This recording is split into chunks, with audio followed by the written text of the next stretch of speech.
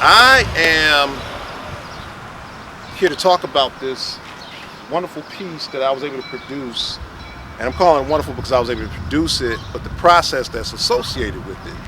And one of the ways that I was able to connect, or the main way I was able to connect with knowing who the gentleman is depicted in this mural, which is John E. Brent, I was able to connect and understand who he was because of a very special person, Christine Castro Parker, who transitioned with the ancestors back in 2019.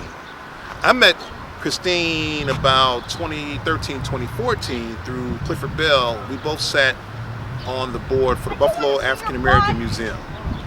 And part of that mission for that organization still exists today, where they were highlighting stuff that went on east side of Buffalo, historical facts in the area associated with African Americans. And one of the people that they were discussing was John E. Brent. And what I came to understand from Christine, who was a graduate student at Buff State at the time in the curatorial studies program, was that this was the focus of her thesis, John E. Brent.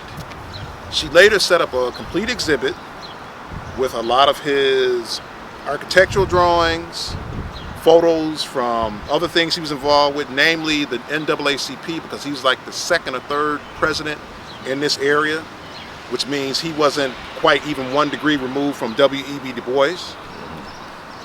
She also had a full-scale replica made of the gates that he designed and displayed them in the museum over at Birchfield Penny. And this was very inspiring to me, along with the fact that she and I had begun talking about maybe possibly producing a mural for Buffalo, depicting Mr. Brent and some of his greatest accomplishments. Now, one of the things that really stood out at the time was the fact that this man came to Buffalo in 1924. And in that time, he was involved with the NAACP. He wound up getting involved doing architectural planning, landscape drawing, and layouts, along with the gentleman who's responsible for a lot of our parks, the Olmsted Park, so Charles E. Olmsted. So you're talking about one historical figure working with another historical figure, which to me is very powerful. And he wasn't just historical in the fact that he worked with just Mr. Olmsted, but more so when he came about to work with this situation here with the Buffalo Zoo.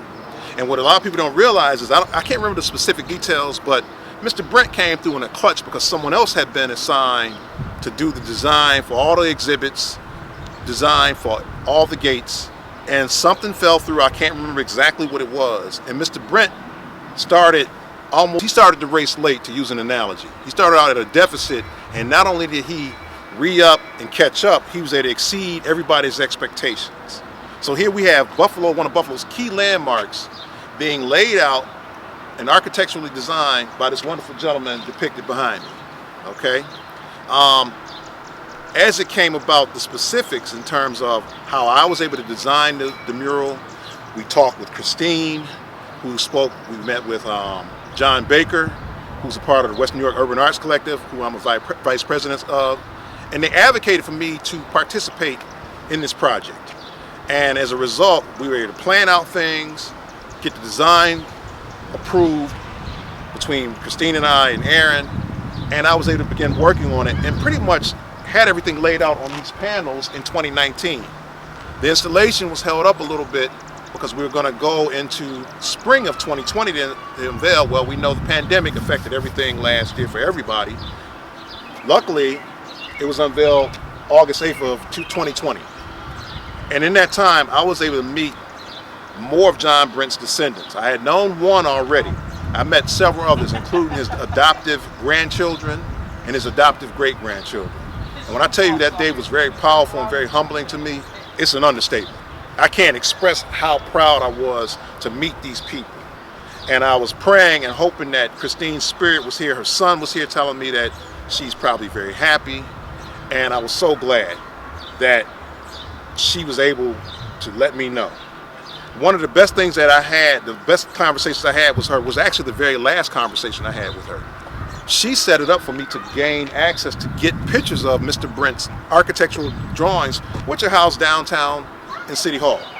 So what a lot of people don't realize is, like we hear with a lot of other things around this area, we have a cultural gold mine.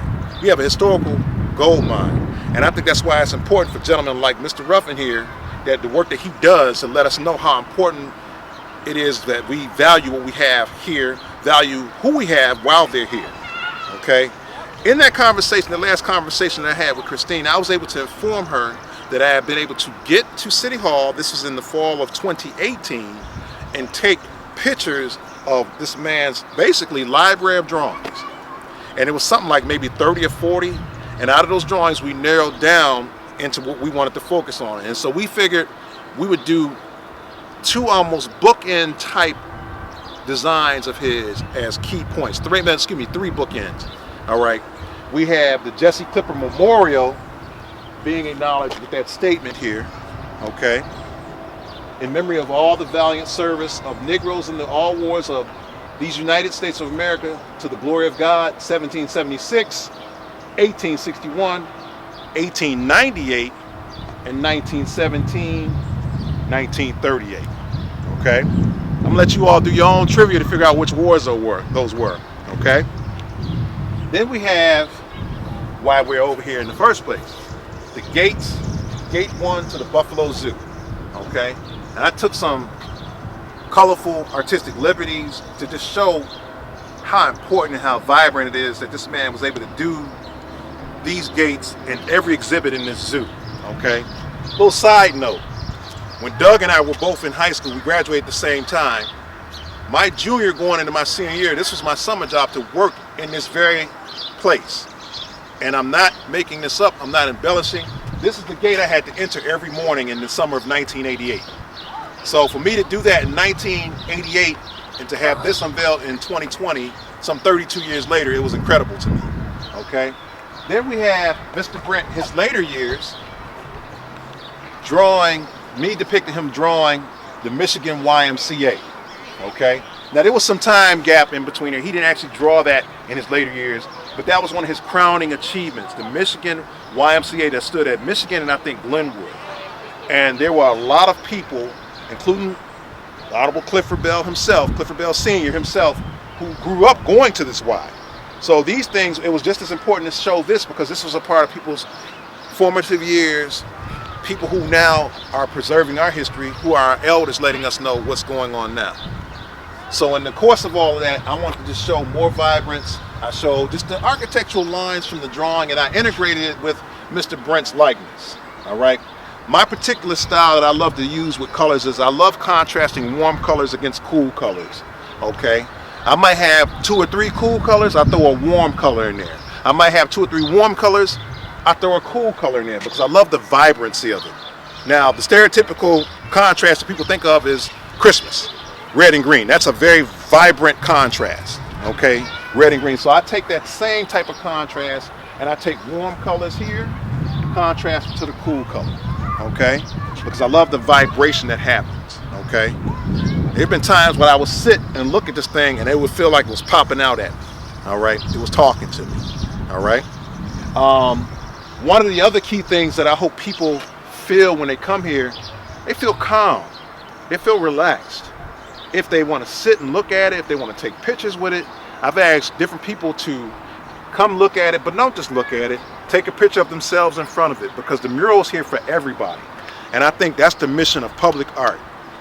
I do certain art for commissions, but this art is for everyone to experience and enjoy and to celebrate who Mr. John E. Brent is, who Christine Castro was in terms of her mission to get this out here, and also the fact that I was able to do this. Thank you.